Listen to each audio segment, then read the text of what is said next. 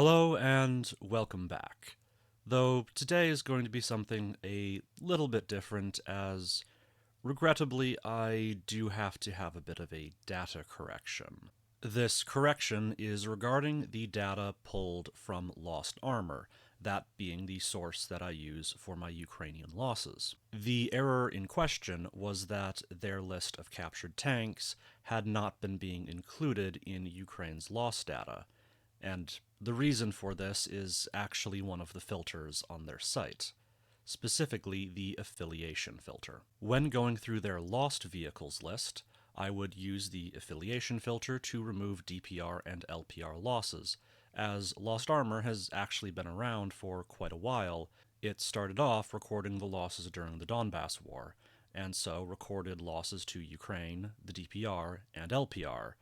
Now, they would stop recording DPR and LPR losses once those no longer existed as separate entities, once they were annexed and their units fully integrated into the regular Russian military. However, because they were in the dataset, the affiliation filter was needed for losses.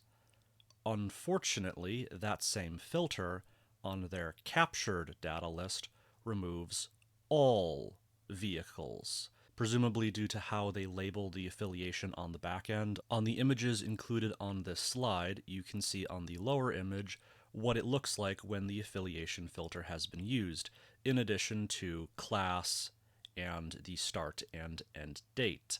Another annoying thing about Lost Armor is, now this could be something of having to have it auto-translated all the time, is it actually clears all of your filters once you have pressed filter. So that's why those are empty here. But to the point, the affiliation filter, when in use on captures, doesn't show any data. But when I don't include it on the image on the top, I get data. Now that that explanation is out of the way, the rest of this video will be covering how Ukraine's loss data changes during those first two time periods. Future episodes will not have this error, as, well, episode 3 is going to have to get re-recorded, and everything else will just not have the error. I won't be going back to re-record the first two episodes because those I just made, and that's a little depressing to immediately have to go in and remake them. At some point in the future, I assume I will probably remake them, but just not yet, and I felt this was a good way to be transparent about my data. You know, being very open that there was an error, here's what the error was, here's why the error occurred, here is the corrective action. But to get to the data, as we can see, the numbers change is pretty significant, as, similar to the Ukrainians during this time period, there was an awful lot of territory exchanging hands, and this is associated, at least when it's reasonably rapid changes in hands, a significant number of captures. Specifically, February and March went from 55 in total to 94, and April went from 45 to 79. Though the numbers are interesting, they're not really what I analyze here.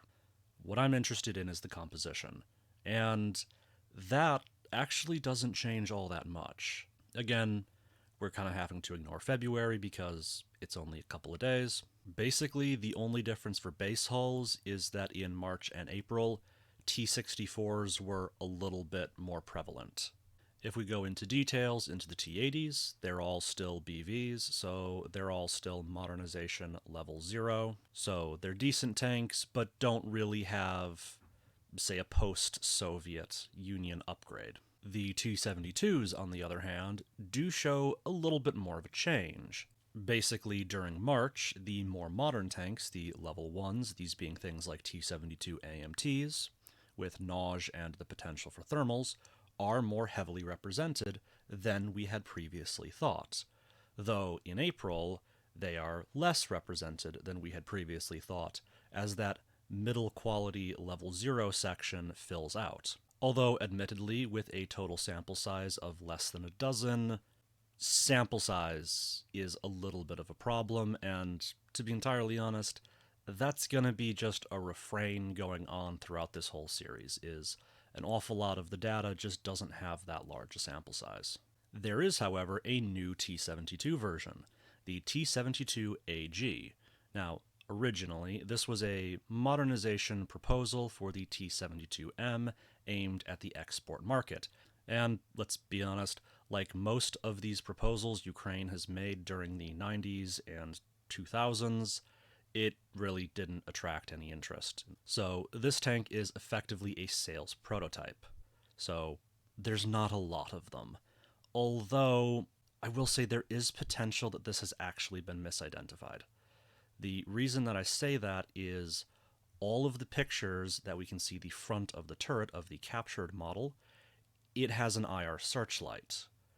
And according to all of the sources I can find describing the T-72AG, it describes it as having thermals, so it wouldn't have an IR searchlight. The counter-argument would be that thermal sights are fairly expensive, so it may have been pulled off the showroom model for a failed product in favor of being put onto an actual production model and being useful, and they slapped a IR searchlight in its place.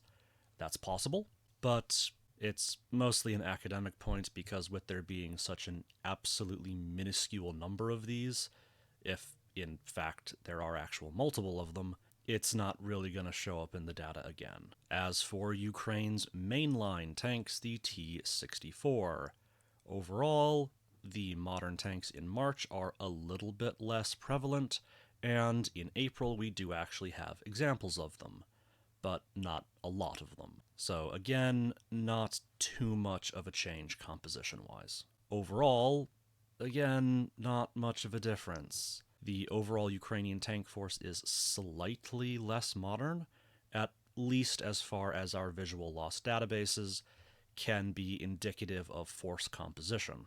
And now with this data correction out of the way, starting next week, we will resume our regularly scheduled programming with the third part for the Tank Losses series.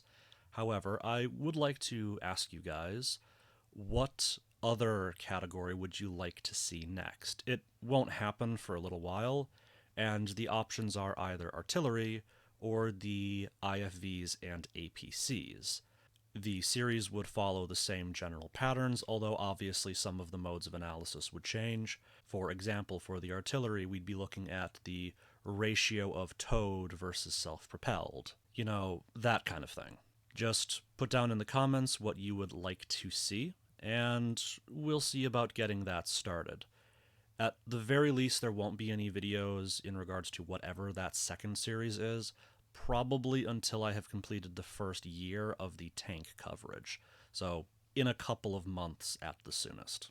And with that, I wish you all a nice day, and I hope to see you all again next time.